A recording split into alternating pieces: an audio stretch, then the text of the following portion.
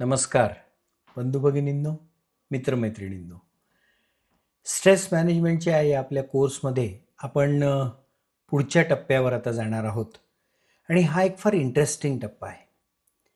आतापर्यंत आपण या कोर्समध्ये ताणाला समजून घेण्याचा प्रयत्न करतोय. ताणाचे विविध प्रकार आपण समजून घेतले. त्यानंतर मागच्या एपिसोडमध्ये आपण 5 स्टेप्स पाहिले की ज्या 5 स्टेप्स केल्यानंतर त्या 5 स्टेप्सच्या अनुषंगाने आपल्या जीवनामध्ये आवश्यक ते बदल केल्यानंतर आपल्याला एक ताणविरहित जीवन जगता येऊ शकतं किंवा त्या दिशेने आपल्याला मार्गक्रमित होता येतं. ते बदल आपल्या आयुष्यामध्ये, आपल्या स्वभावामध्ये, आपल्या रोजच्या दिनचर्येमध्ये आपण करायचे आहेत आणि ते बदल केल्यानंतर आपल्याला निश्चित ताणापासून मुक्ती मिळू शकते किंवा आपल्या मनावर जो सहज येणारा ताण आहे त्याचं आपण छान व्यवस्थापन करू शकतो. ही क्षमता आपल्यामध्ये निर्माण होते. या कोर्समध्ये यासोबतच आणखी काही स्टेप्स, आणखी काही टिप्स दिल्या जाणार आहेत. एकंदरीत ताण नियोजन जे आपण स्वतः करतो आहे ते स्वतः करत असताना आपल्याला कशा पद्धतीने याला डील करायचं ते आपल्याला बघायचं आहे. त्यामुळे ताण नियोजन करताना आपल्याला करावयाच्या गोष्टी, ताणापासून मुक्ती किंवा ताणाचं योग्य व्यवस्थापन हे आपल्याला या कोर्समध्ये मुळात शिकायचं आहे. पण हे सारं शिकत असताना एक फार इंटरेस्टिंग गोष्ट आपण आता करणार आहोत. या एपिसोडमध्ये आपण स्वतःची एक टेस्ट घेणार आहोत. आणि ती टेस्ट कशाची आहे तर आपण आपल्या मनावर ताण आहे का हे तपासणार आहोत एका टेस्टच्या माध्यमातून. हळूहळू आपण ती टेस्ट करूयात आणि या पूर्ण एपिसोडमध्ये, हा एपिसोड संपेपर्यंत आपण ती टेस्ट पूर्ण करूयात आणि त्याच्या स्कोअरच्या अनुषंगानं आपल्या मनावर किती ताण आहे की नाही हे आपण तपासूयात. त्यामुळे ही टेस्ट घेण्यासाठी आपल्याला तयारी करायची आहे. त्यासाठी आपल्याला एक कोरा कागद घ्यायचा आहे, एक साधा कोरा कागद, आणि त्या कागदावर आपल्याला या टेस्टमध्ये काही स्कोअर्स आहेत ते स्कोअर्स फक्त लिहायचे आहेत. बाकी आपल्याला काही करायचं नाही. टेस्ट आपण समजून घेऊयात.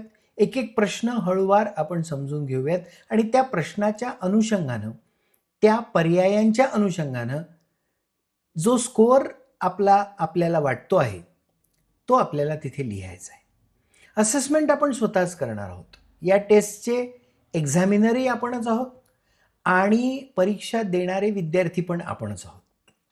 पण याचा फायदा असा होणार आहे की यानंतर या कोर्समध्ये याच्या पुढे ज्या स्टेप्स किंवा ज्या टिप्स दिल्या जाणार आहेत त्या किती प्रमाणात आपल्याला वापरायच्या, आपल्याला साधारण ताण नियोजनाच्या दृष्टिकोनातून किंवा ताण व्यवस्थापनाच्या दृष्टिकोनातून किती जागरूक असण्याची गरज आहे हे आपल्याला कळणार आहे. आणि त्यासाठी म्हणून अतिशय प्रामाणिकपणे आपल्याला ही टेस्ट द्यायची आहे. तर आपण एक कागद घेऊयात, एक पेन आपल्याजवळ असेल आणि त्यामध्ये आपल्याला काही स्कोअर्स लिहायचे. प्रश्न असा आहे, आर यू स्ट्रेस्ड? आपण स्ट्रेस्ड आहोत का? आपल्यावर स्ट्रेस आहे का? असं जर प्रथमदर्शनी आपल्याला वाटत असेल ना तर आपल्यासाठी एक फार छान मंत्र आहे, स्टे काम, स्टे हेल्दी. शांत राहणे, शांत राहणं जमणे आणि आपली मनस्थिती किंवा आपली मनोभूमिका अशा पद्धतीने तयार करणे की कुठल्याही प्रसंगामध्ये आपल्याला शांत राहता आलं पाहिजे. असं म्हणतात की आपल्या जीवनामध्ये येणारे, विशेषतः ताणामुळे येणारे मॅक्सिमम प्रॉब्लेम्स, जास्तीत जास्त प्रॉब्लेम हे केवळ एका मंत्रामुळे कमी होऊ शकतात, 50% कमी होऊ शकतात. आणि तो मंत्र आहे, कुठलीही रिॲक्शन देण्याच्या आधी थोडंसं थांबा. थोडंसं, काही मिनिटं, केवळ काही मिनिटं. म्हणजे एखादा प्रसंग घडतो, एखादी घटना आपल्यासमोर येते, एखादा विषय आपल्यासमोर येतो किंवा एखादी तीव्र प्रतिक्रिया आपल्यासमोर येते, त्याला जे उत्तर आपल्याला द्यायचं असतं, त्याला जी रिॲक्शन आपल्याला द्यायची असते, ती रिॲक्शन देण्याआधी केवळ काही मिनिटं थांबायचं आहे. बस. स्टे काम, शांत राहणे. असं जर आपण केलं ना तर एक फार सुंदर मेकॅनिझम आपल्या मनामध्ये तयार होतं. हे प्रयत्नपूर्वक करता येतं. हे जमत नाही असं नाही. मुळात काय असतं की आपली इन्स्टंट रिॲक्शन देण्याची मूळतः सवय असते. आपल्याला ताबडतोब उत्तर द्यायचं असतं. पण त्यामुळे समस्या निर्माण होतात, त्यामुळे परिस्थिती बिघडते आणि मग आपण जे काही चांगलं आहे ना ते गमावून बसतो. हे होऊ नये यासाठी stay calm, stay healthy. Healthy जर राहायचं असेल तर शांत राहणं जमलं पाहिजे. अगदी सुरुवातीला आपण एक उदाहरण पाहिलं होतं की आपण एखाद्या ट्रॅफिकमध्ये अडकलो असताना चिडचिड करून गोंधळ करून काही होणार नाही. शांत राहणे हे आपल्या चांगल्या स्वास्थ्यासाठी अत्यंत आवश्यक असणारी बाब आहे. अतिशय आवश्यक आहे. आणि म्हणून आपण आपली स्वतःची एक टेस्ट करणार आहोत. टेस्ट अशी आहे की आपली पर्सनॅलिटी टाईप ए आहे की टाईप बी आहे. 2 प्रकारच्या पर्सनॅलिटीज असतात आणि या 2 प्रकारच्या पर्सनॅलिटीचे 2 टोकं असतात. या टोकांमध्ये मध्ये कुठेतरी आपली पर्सनॅलिटी असते. आपल्या समोर जे प्रश्न येणार आहेत त्या प्रश्नांच्या अनुषंगानं आपल्याला हे बघायचं आहे की आपली पर्सनॅलिटी टाईप ए आहे की आपली पर्सनॅलिटी टाईप बी आहे, की याच्यामध्ये कुठेतरी आपला जो स्कोअर असतो तो स्कोअर आपला राहील. आणि त्या अनुषंगाने आपण आधी आपल्याला दिलेल्या 5 टिप्स आणि याच्यासोबत आता या कोर्समध्ये पुढे मिळणाऱ्या काही टिप्स, पुढे मिळणारं काही मार्गदर्शन याच्याद्वारे आपण आपल्या जीवनाचा ताण कमी करू शकतो, आपल्या ताणाचं नीट व्यवस्थापन करू शकतो. टेस्ट कशी सोडवायची हे मी आपणाला पहिला प्रश्न आल्यानंतर सांगेन.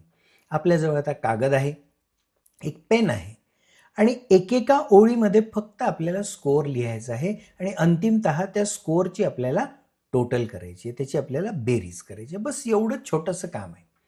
पण आता मी जे प्रश्न सांगतो आहे ते काळजीपूर्वक ऐकायचे आहेत आणि त्याचा स्कोअर जो लिहायचा आहे ना तो कसा लिहायचा हे देखील काळजीपूर्वक आपल्याला बघायचं आहे.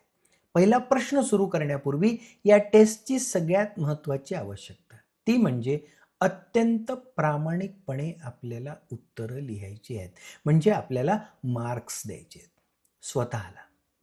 हा कोर्स करणारा विद्यार्थी जो कोणी आहे तो स्वतःला मार्क्स देतो आहे आणि आपल्याला कोणालाही हे सांगायचं नाही. कारण बरेच वेळा आपण जेव्हा आपल्या पर्सनॅलिटी संबंधी बोलतो, आपण ताणासंबंधी बोलायला लागतो, आपण स्ट्रेस संबंधी बोलायला लागतो, आपण काउन्सिलिंग संबंधी बोलायला लागतो, तर एक विचित्र फोबिया समाजामध्ये आहे की ह्या गोष्टी बोलायच्या नसतात. शरीराच्या वेगवेगळ्या भागांना जसे आजार होतात आणि जे आजार थोडेफार मेडिकेशन, थोडीफार काळजी घेऊन बरे होतात, तशा पद्धतीचाच आजार हा आपल्या मेंदूला पण होतो, आपल्या विचार प्रक्रियेला होतो. अगदी साधी सहज गोष्ट ही आहे. ताणाचं व्यवस्थापन आपण करू न शकल्यामुळे आपल्याला तो आजार होतो. त्यामुळे त्याच्यावर उपाय हाच आहे की काउन्सिलिंग करून घेणे किंवा असा एखादा कोर्स करणे ज्या कोर्समधून आपल्याला छोट्या छोट्या टिप्स मिळतील, वागण्यामध्ये काय बदल करायचे हे कळेल आणि त्यानुसार बदल केले की तो आजार बरा होतो. त्यामुळे त्याचा जो एक विचित्र फोबिया समाजामध्ये आहे तो खरं तर आपण दूर सारायला हवा. एखाद्या काउन्सिलरकडे जाणे, एखाद्या सायकॅट्रिस्टकडे जाणे हे अगदी साध्या जनरल फिजिशियनकडे जाण्यासारखंच आहे. पण आपण ते आजार मात्र फार मोठ्याने वाढवून चढवून सांगतो बरेच वेळा. म्हणजे मला असं झालंय, मला तसं झालंय, मला अमुक झालं, माझं तमुक झालं, माझं मोठं ऑपरेशन झालं. अगदी मोठे मोठे ऑपरेशनचे वर्णनं देखील आपण रंगवून रंगवून सांगतो. पण छोटासा कुठेतरी मनाचा प्रॉब्लेम झालेला असतो, कुठेतरी वागणुकीमुळे प्रॉब्लेम झालेला असतो, कुठेतरी ताणामुळे प्रॉब्लेम झाला असतो. तो प्रॉब्लेम मात्र आपण डिस्कस करत नाही आणि म्हणून मग आपण यापासून दूर जात असतो. म्हणजे अशी टेस्ट देखील घ्यायची असेल एखादी तरी देखील आपल्याला असं वाटतं की कोणी बघेल का, कोणी याच्याबद्दल बोलेल का, मला वेडा ठरवेल का. अगदी टोकाची भूमिका आपण घेतलेली असते की मला वेडा ठरवतील का. असं काही होणार नाही, असं काही होत नाही. आणि इथे तर आपल्याला काळजी करण्याची अजिबात कारण नाही, कारण हा स्कोअर काही आपल्याला कोणाला दाखवायचा नाही. आणि त्यासाठी म्हणून मला जी अपेक्षा आहे ही टेस्ट आपण सोडवताना ती म्हणजे 100% प्रामाणिकपणा. कारण मुळात आपल्याला आपल्या पर्सनॅलिटीचा अभ्यास करायचा आहे आणि या स्कोअरवरून असा अभ्यास कोण करू शकतं? असा अभ्यास फक्त तुम्हीच करू शकता. कारण आपली पर्सनॅलिटी कशी आहे हे 100% फक्त आपल्याला माहिती असतं, बाकी कुणालाही माहीत नसतं. आपल्या जवळच्या लोकांना बऱ्यापैकी माहिती असतं, पण 100% कुणालाही नाही. या जगात असं कुणीही नाही आपण स्वतः सोडून, की ज्याला आपली पर्सनॅलिटी इन टोटो माहिती आहे, 100% माहिती आहे. होऊच शकत नाही, कारण अजून तरी आपल्याला एकमेकांचे विचार ऐकू येत नाहीयेत. आणि त्यामुळे पर्सनॅलिटी ही प्रत्येकाची डिस्टिंक्टिव्ह म्हणजे वेगळी असते. आणि म्हणून आपल्याला ते तपासायचं आहे. टेस्ट आपण सुरू करूयात. आपला कागद आपल्याजवळ आहे आणि पेन आपल्याजवळ आहे.